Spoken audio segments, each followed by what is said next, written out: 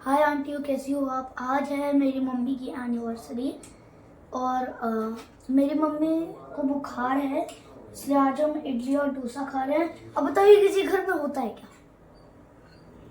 Comments में लिख के बताना क्या क्या होता है किसी घर में। कि अगर एनिवर्सरी होती है तो फिर इडली डोसा बनाते हैं, वो भी मम्मी जिसको बुखार है। तो क्या बनाते हैं फिर, क्या बनाना चाहिए फिर बताओ। पापा केक बना लेते हैं, हाँ, पापा को चाय बनानी आती नहीं ऑर्डर है। कर लेते हैं। ऑर्डर तो करेंगे ही। लेके जाओ, गिरा मत देना। अच्छा लग रहा है। अच्छा लग रहा है। तो गाइस यहाँ पर ये इडली डोसा तैयार, सॉरी इडली तैयार है। एकदम सॉफ्ट स्पॉन्जी इडली बनती है ऐसे, इस प्रोसेस से बनाना। मेरी तबीयत ठीक नहीं है, हालांकि आज मेरी एनिवर्सरी है, पर फिर भी हम कुछ नहीं कर पा रहे हैं।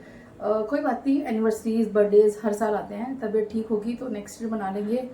मैंने सोचा इडली बना लूँ, हल्का सा भी रहता है ये और पच भी जाएगा, सो दैट मैंने इडली बनाने का डिसीजन लिया। हालांकि I am not able to make anything, but फिर भी मैंने इडली बनाया। और ये दाल तो कल की है, मैंने नहीं बनाई आज। ये कल की दाल रखी हुई थी, तुअर दाल, और साथ में चटनी बना ली अभी भी। और मिक्सी तो रात के नहीं, सुबह के बज रहे थे ऑलमोस्ट 10 से 11। और मुझे एकदम से लगा कि कल तो एनिवर्सरी है, कुछ भी प्रिपरेशन नहीं हुआ है, क्या बनाऊंगी मैं। बिल्कुल भी तबीयत ठीक नहीं थी मेरी। हालांकि जब मैं वॉइस ओवर कर रही हूँ तब मैं ठीक हूँ, पहले से काफ़ी बेटर हूँ। आप लोगों की ब्लेसिंग्स मिल रही है मुझे बहुत ज़्यादा, और दवाइयाँ भी मैं खा रही हूँ, तो काफ़ी आराम है मुझे अभी। तो मैंने सोचा कि चलो मैं हस्बैंड की चॉइस का कुछ तो बना लूँ। हमारी एनिवर्सरीज़ पे ना हम लेडीज़ हमेशा ये सोचती है कि हम हस्बैंड की चॉइस का बनाएंगे। हालांकि दोनों की एनिवर्सरी होती है, पर हमेशा यही थॉट पहले आता है कि हस्बैंड की चॉइस का ही बनाएंगे। तो वैसे तो मेरे मन में बहुत सारी चीज़ें चल रही थी, काफ़ी पहले से एक्साइटेड थी मैं अपनी एनिवर्सरी को लेकर। और this is not first time, हमेशा मेरी एनिवर्सरी पर मैं अस्पताल में ही एडमिट होती हूँ। ये हर साल का है, लास्ट ईयर भी कुछ ऐसे ही था, मैं मेरी एनिवर्सरी के टाइम एडमिट थी। और इस बार भी कुछ ऐसी सिचुएशन बन गया था, मैं एक दिन पहले अस्पताल गई थी। मेरे दिमाग में बस यही चल रहा था कि मैं एडमिट ना हो जाऊं। भगवान की दुआ से मैं बच गई, एडमिट नहीं हुई। चलो पहले रेसिपी देखते हैं कि कैसे बनाना है डोसा इडली। 2 कप मैंने लिए थे चावल और आधा कप मैंने लिया है उड़द की साबुत वाली दाल। सफ़ेद साबुत वाली दाल आपको लेनी है, टुकड़े वाली नहीं लेनी है। और इसमें 1 टेबल स्पून मेथी दाना डालकर 2-3 बार धोकर इसे रख दीजिएगा। और ये शाम के समय का क्लिप है। दाल को भीगे हुए ऑलमोस्ट सुबह भिगोया था मैंने, 6-7 घंटे हो गए हैं, ज़्यादा ही हो गया था। तो ये शाम या रात 8 बजे के करीब का वीडियो है, ये 8 बजे होंगे ऑलमोस्ट। हाँ, तब मैंने सोचा कि चलो अब इस दाल को पीस के मैं इसका बैटर बना के रख देती हूँ, क्योंकि फर्मेंटेशन के लिए टाइम चाहिए। हल्की सी ठंडक है यहाँ पर भी विशाखापट्टनम में, तो थोड़ा समय ज़्यादा भी लग सकता है। गर्मी के दिनों में ये बैटर 6 घंटे में फर्मेंट हो जाता है। ये देखिए इस तरीके से ये बैटर है। और मैंने 1 कप पोहा भी पानी में भिगो के रखा हुआ था, पतले वाला पोहा था मेरे पास, मैंने वही भिगोया। ये देखिए ये वाला, तो यही मेज़रमेंट आपको फॉलो करना है। 1 कप पतला या मोटा कोई सा भी पोहा पानी में भिगो कर रखना है आपको। और दाल चावल को एक साथ भिगो दीजिए। कई लोग अलग अलग भी भिगोते हैं, लेकिन उससे कुछ फ़र्क नहीं पड़ता। आप एक साथ भिगो कर भी बनाएंगे तो भी वैसा ही बनेगा जैसे अलग अलग भिगो कर बनाते हैं। तो मैंने दाल चावल का मिश्रण साथ में भीगा हुआ पोहा डाला और अच्छे से फाइन पेस्ट बनाकर, ये देखिए एकदम फाइन मैंने इसे पीसा और एक बड़े से बॉल में ट्रांसफ़र कर दिया। तो थोड़ा थोड़ा बैटर पीस लीजिएगा, बिल्कुल इसी प्रकार से। तो सारा बैटर पीसने के बाद एक बड़े बोल में हम इसे ट्रांसफ़र कर देंगे। परफेक्ट डोसा इडली की रेसिपी। बैटर को एक बड़े बोल में निकालने के बाद अच्छे से मिक्स कर दीजिएगा। 1 मिनट के लिए इसे अच्छे से मिक्स करना है। उसके बाद इसे आप ढक कर रख दीजिएगा ओवरनाइट। अगर आपको सुबह में डोसा बनाना है तो रात में बैटर पीस कर रख दीजिएगा। तो मैंने ये बैटर जो है ओवरनाइट रख दिया है, क्योंकि मुझे अगले दिन सुबह में ये डोसा बनाना था। तो अगले दिन 20 जनवरी यानी कि मेरी एनिवर्सरी के दिन आप मुझे विश कर सकते हैं। ऑलरेडी आप लोगों ने बहुत विश किया है मुझे, थैंक यू सो मच। बहुत सारे लोग बिलेटेड हैप्पी मैरिज एनिवर्सरी के भी मैसेजेस भेज रहे हैं। Thank you everyone, lots of love. और इस महीने जिनकी भी एनिवर्सरी और बर्थडे है उन सभी को भी बहुत बहुत शुभकामनाएं। एनीवेज, मैंने थोड़ा सा नारियल निकाला और इसको टुकड़ों में कट किया। और ये देखिए ये हमारा बैटर कितने अच्छे से फूला, ये देखिए। तो नेचुरली फर्मेंट हुआ है, ये बहुत अच्छा बैटर फूला है। तकरीबन 10-11 बज रहे होंगे जब मैंने इसे चेक किया। बहुत अच्छे से मैंने इसे मिक्स किया। ये जितना भी झाग झाग इस पर ये एक रस हो जाना चाहिए, यानी कि इसे इस तरीके से मिलाना है आपको कि बैटर की क्वांटिटी कम लगे। फिर इसमें डालिए नमक। नमक कभी भी पहले नहीं डालना होता, नहीं तो आपका बैटर ख़राब हो सकता है। फिर मैंने गैस के ऊपर चढ़ा दी कढ़ाई, क्योंकि डोसा इडली दोनों ही बनाने थे मुझे मेरे लिए इडली चाहिए था। मेरा इडली खाने का मन था। खाना खाने की तो इच्छा नहीं थी, लेकिन दवाई खाने के लिए कुछ ना कुछ पेट में जाना ज़रूरी है। तो मैंने इडली के सांचों में घी लगाया और इडली बैटर भर के एक एक लैडल एक कढ़ाई में एक नींबू का टुकड़ा डाल के रख दिया। क्योंकि स्टील की कढ़ाई है, कई बार जब हम पानी वगैरह उबालते हैं कढ़ाई में निशान आ जाते हैं। नींबू का टुकड़ा डालेंगे आप, या फिर यूज्ड नींबू का छिलका भी डालेंगे तो भी अच्छा बनेगा, कढ़ाई ख़राब नहीं होगी। उसके बाद मुझे चटनी बनानी थी। इडली हमारी बनी रही है। चटनी बनाने के लिए मैंने नारियल के छोटे छोटे टुकड़े किए, उसमें मैंने रोस्टेड पीनट्स डाला, थोड़ा सा धनिया, पुदीना, करी पत्ता, हरी मिर्ची डाली और नमक डाला। और ये मैंने 2 कढ़ाई में इडली बनाई है। 7 एक में बनेगी और आई थिंक 6 एक में बनेगी। ऐसे ही 7 या 6 ऐसे कुछ बनती है इडली। एकदम सॉफ्ट गरम गरम इडली अब बहुत अच्छी लगती हैं। और मुझे ना बिल्कुल भी सब्र नहीं हो रहा था, क्योंकि दवाई लेनी थी, दर्द उठना शुरू हो गया था पेट में।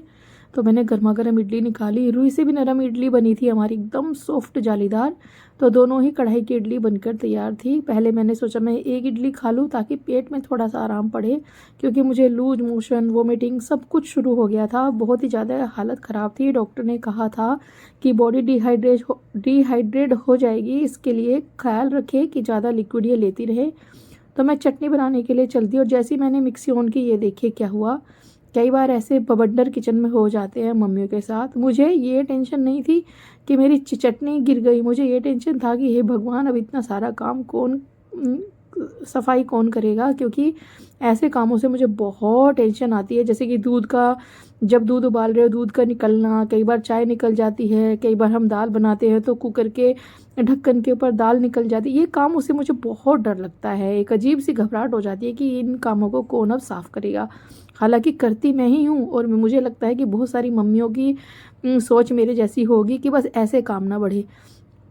तो ये कल रात की तुअर दाल और ये गर्मा गर्म इडली। हमेशा इडली जब भी आप बनाते हैं थोड़ा शुद्ध घी डालकर परोसिएगा, बहुत अच्छा टेस्ट आता है। और डोसा इडली का बैटर जितना आपको बनाना है, जो भी चीज़, उतने में ही नमक डालिए। अगर आपको लगता है कि बैटर की क्वांटिटी ज़्यादा है तो उस बचे हुए बैटर में आप नमक वगैरह ना डालें, एज इट इज़ उसे फ्रिज में स्टोर कीजिए। नमक डालने के बाद एक अजीब सी स्मेल उसमें हो जाती है, इसलिए मेक श्योर कि बिना नमक के ही आप उस बैटर को रखें। तो हमारी इडली बहुत सॉफ्ट बनी है। मेरे हस्बैंड को बहुत पसंद आते हैं इडली डोसा। इडली वो ज़्यादा नहीं खाते डोसा खाते हैं सिर्फ नारियल की चटनी के साथ, और ज़्यादा मिलावट चटनी में नहीं चाहिए उनको, एकदम सिंपल चटनी चाहिए। कई बार तो सिर्फ नारियल को पिसवा कर ही वो चटनी बनवाते हैं। मैंने लेकिन थोड़े से फ्लेवर चेंज किया, धनिया पुदीना डाला इसमें। बीच बीच में वैभव आ गया था तो मैंने हस्बैंड को वो प्लेट दे दी, तो उन्होंने कहा मैं नहीं खाऊंगा इडली, मुझे डोसा खाना है। तो मैं बस अब डोसा बना रही थी, तो प्लेन डोसा ही बनाया मैंने। हालांकि मैंने आलू भी उबाले थे डोसा का जो मसाला होता है उसके लिए, बट वो मौका ही नहीं मिला। सभी ने बहुत पसंद किया प्लेन डोसा, एकदम क्रिस्पी क्रिस्पी, बहुत ही शानदार। पेपर डोसा बोल दे आप इसे, या प्लेन डोसा, बहुत अच्छे बन रहे थे। ये बहुत ही बढ़िया डोसा बना था। इस प्रोसेस से आप बनाओगे ना, बाज़ार का डोसा कभी नहीं खाओगे, ये मेरी गारंटी है। तो मैं एक एक करके डोसा बनाती जा रही थी, एकदम स्लो फ्लेम रखा था मैंने। ये देखिए कितना अच्छा बैटर है हमारा, कितनी अच्छी जाली इस पर दिख रही है, और एकदम सुपर क्रिस्पी। और इस पर भी हमेशा शुद्ध घी लगा कर ही बनाना आप, बहुत स्वाद बनता है ये। इडली बनाने के लिए हमेशा जो ढक्कन आप इस पर कवर करते हैं उसे कपड़े से बांध कर रखें, सो दैट इडली ऊपर से गीली गीली नहीं बनेगी। कई बार भाप से ना इडली थोड़ी गीली गीली बनती है, खाने में फिर अच्छी नहीं लगती। बाकी आपकी चॉइस है, आपको जैसा अच्छा लगे उस हिसाब से आप बना सकते हो। तो मेरी फैमिली में सभी ने डोसा भी खाया, इडली भी खाई, सबको गर्मा गर्म बनाकर मैंने दिया। 1-2 इडली खाने के बाद मैं थोड़ी स्टेबल हो गई थी, दवाई ले ली थी मैंने कहा चलो अब मैं बना लेती हूँ।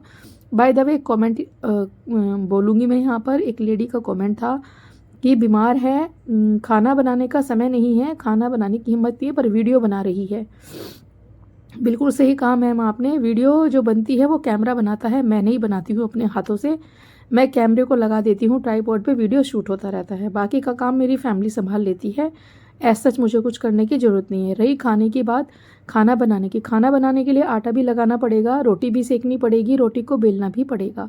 एक और कमेंट एक लेडी बोलती हैं मेरे लास्ट वीडियो पर, बहुत एटीट्यूड है इनमें। कमेंट सेक्शन में आप रीड कर सकते हैं। मुझे नहीं पता किस बेसिस पे उन्होंने कहा कि मुझ में बहुत एटीट्यूड है। मैंने तो कभी ऐसा कुछ कहा ही नहीं, कुछ किया ही नहीं।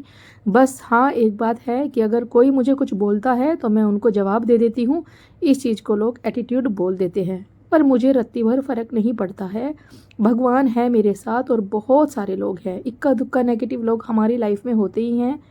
ठीक है जी, तो इनसे ना तो आपको डरना चाहिए ना आपको रुकना चाहिए। कभी भी ये नहीं सोचना चाहिए आपको कि कुछ लोग हैं आपको नेगेटिव बोलेंगे तो आपकी लाइफ रुक जाएगी। बिल्कुल नहीं, छोड़ दीजिए ऐसे लोगों को जो आपको थोड़ा भी टेंशन देते हैं। क्योंकि अगर आप किसी अननोन पर्सन के बारे में इतने चिंतित हैं जो आपको जानता ही नहीं है, तो फिर आप लाइफ में सर्वाइव कैसे करेंगे।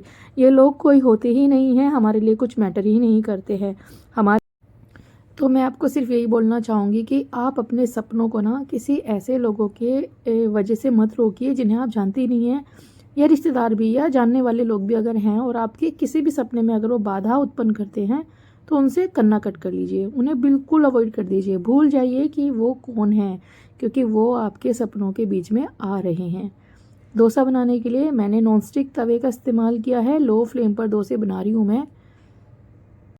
तो फैमिली जो होती है ना वो बहुत सपोर्टिव होती है, हमेशा आपके सुख दुख में खड़ी है। आप मेरी फैमिली को देख सकते हैं। कहने के लिए आज मेरी एनिवर्सरी है, लेकिन सब लोग इडली डोसे को ऐसे खा रहे हैं जैसे कि मैंने पता नहीं कितने बढ़िया व्यंजन बना दिए हैं। ठीक है जी, तो यही होता है परिवार और यही है आपकी असली ताकत। तो बिना किसी टेंशन के लाइफ में आगे बढ़िए। जितनी भी लेडीज़ हैं जो भी कुछ जीवन में करना चाहती हैं, आप बहुत कुछ कर सकती है मैम। बिल्कुल भी मत सोचिए कि लोग आपको क्या बोलेंगे, लोग कोई होते ही नहीं हैं। मैंने आपको अपनी वीडियोस के दौरान 2 एग्जांपल दिए हैं, तो क्या मैं उन दोनों लेडीज़ की वजह से काम करना छोड़ दूं? मुझे तो ये भी टेंशन आ सकती है ना कि वो लेडी फिर मुझे कमेंट करेगी कि बीमार करेगी और फिर से बोलेगी कि अरे देखो देखो कितनी बीमार है, लेकिन वीडियो बना रही है, खाना इससे बनता नहीं है। तो है कौन वो जिसकी वजह से मैं अपने काम को रोकूं? वीडियो बनाना मेरा काम है और फिर से वीडियो मेरा कैमरा बनाता है मैडम, मैं नहीं बनाती हूँ। कुछ लेडीज़ को शायद ज्ञान की बहुत कमी है, बिना सोचे समझे कुछ ही बोल देती हैं। ऐसा बोल रही हैं जैसे कि रोटी सब्जी बनाना और वीडियो बनाना दोनों एक ही तरह के काम हैं। दोनों में ज़मीन आसमान का फ़र्क है मैम। दोनों ही अपने अपने फील्ड में बहुत इंपॉर्टेंट है और दोनों ही काम को करने में बहुत मेहनत भी लगती है। यहीं तक था मेरा वीडियो। कुछ ही पसंद आता है तो लाइक कमेंट जरूर